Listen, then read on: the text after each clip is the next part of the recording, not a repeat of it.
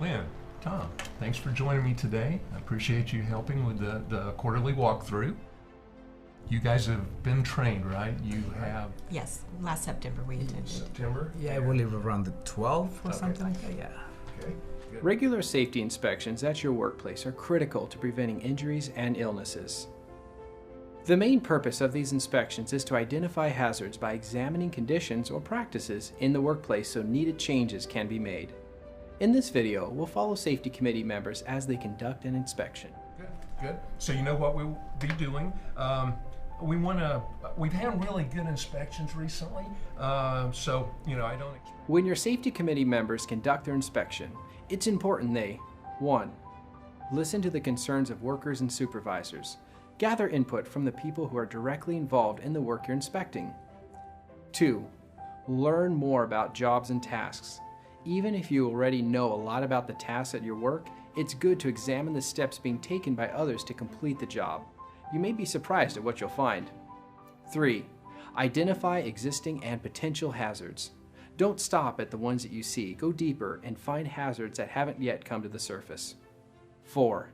Determine the underlying causes of those hazards. Find out what's causing them. 5. Monitor hazard controls that are already in place. This includes personal protective equipment, engineering controls, policies, and procedures. And finally, recommend corrective action. Your effort does nothing to stop injuries if the hazards aren't fixed. Make recommendations and follow through to ensure they are corrected. To demonstrate these concepts, let's watch safety committee members as they conduct an inspection. Okay, all right. Well, good. I think we are ready to begin, all right? Okay. All right. All right.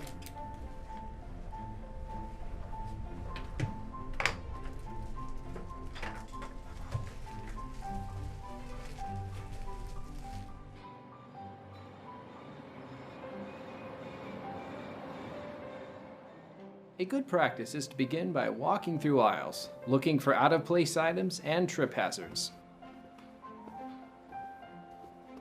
Make sure exits aren't blocked and clear signage is in place. In this case, the exit sign isn't turning on when tested. The members of the group will then document this as part of their inspection.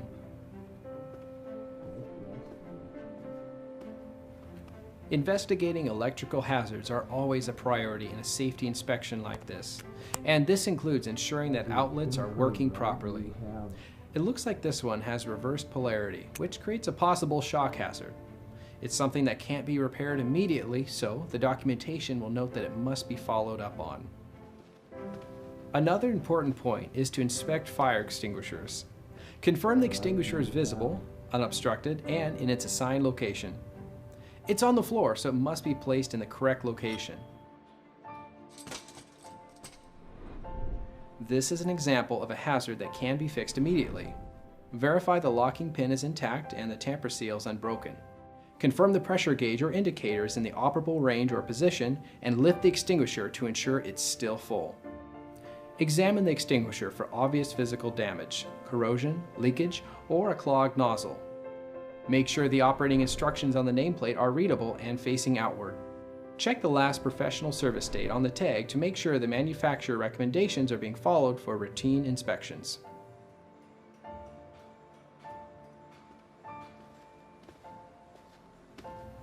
Since this company has forklifts in their operation, it's necessary to check with drivers and ensure that operating procedures are being followed correctly. One of the things our team will be reviewing is the operator checklist. A few things to check are brakes, steering, seatbelts, lights, and engine maintenance. A vehicle walk-around should be done, which is a visual examination of tires and wheels, hydraulics, data plate, and general overall condition of the vehicle. There's a lot to cover when it comes to forklifts, so we're not going to go into all those details in this video, but the Oregon OSHA website topic page for powered industrial trucks has additional information. There's a link in the description below. If machinery is part of your workplace, it should be included in your safety inspection. You'll want to make sure that all the proper machine guarding is in place and that it's in good condition. You'll want to talk with the operator to find out if lockout procedures are being followed when the guards are temporarily removed to conduct maintenance. Make sure proper signage is being used to communicate hazards to employees. In this case, it's about communicating electrical hazards. You may want to consult the manufacturer's manual to make sure the machine is being used correctly and maintained by the employees. Another important aspect is verifying that employees working with the machine are properly trained in its usage and wearing the appropriate personal protective equipment. Next to this machine, there's a shadow board, so it's a good practice to make sure the tools are in good condition and in the correct place. The inventory list will have an up-to-date listing of the tools on the board to make sure nothing is missing or incorrectly placed. Certain industries are required by Oregon OSHA to have eye wash station equipment. Here, our team is inspecting one of their eye wash stations. This is a plumbed eye wash station, so they're checking to ensure it's properly capped, the water flows clear, and it's running hands-free. If you have a portable eye wash station, you'll want to check a few different things, like verifying the fluid is changed on schedule.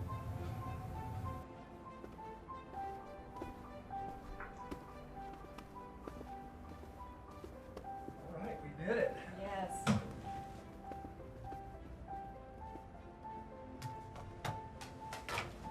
Tired. That'll wear you out, won't it?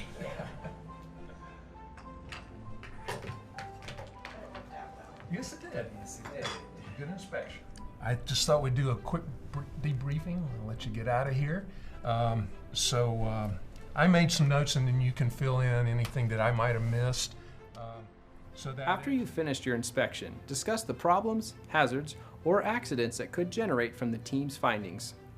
Prioritize which ones are most important to repair first, and develop a clear plan of action. In this example, we have several topics the group needs to address. Okay. That emergency light and exit sign at the door was not working, and I'll write a work order on that. And so we'll get someone to fix that. It's probably a battery. When writing your inspection report, state exactly what was found and accurately identify its location. The more detailed you are, the more effective it will be.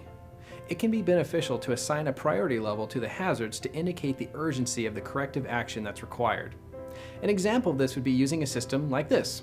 So A is major, B serious, and C would be minor. When you assign priorities to hazards, it helps management to identify them and evaluate them to reach decisions faster. After listing each hazard, specify how to fix them and create deadlines if possible. Each inspection member should review the report for accuracy, clarity, and thoroughness. As well as addressing the current hazards, remember to review and monitor the progress of previous recommendations. Good. We got that put back in place, so we'll just do a memo to management about, keeping an eye on that, be sure that fire extinguishers. Workplace safety is a continual improvement process that requires commitment to the well-being of employees. Oregon OSHA has many resources to help, including a sample safety inspection report. There's a link in the description to our hazard identification topic page where you can access these resources. If you want guidance in developing a safer work environment, please consider our free and confidential consultation service. There's a link to our consultation page below. Thank you for taking the time to learn more about safety and health.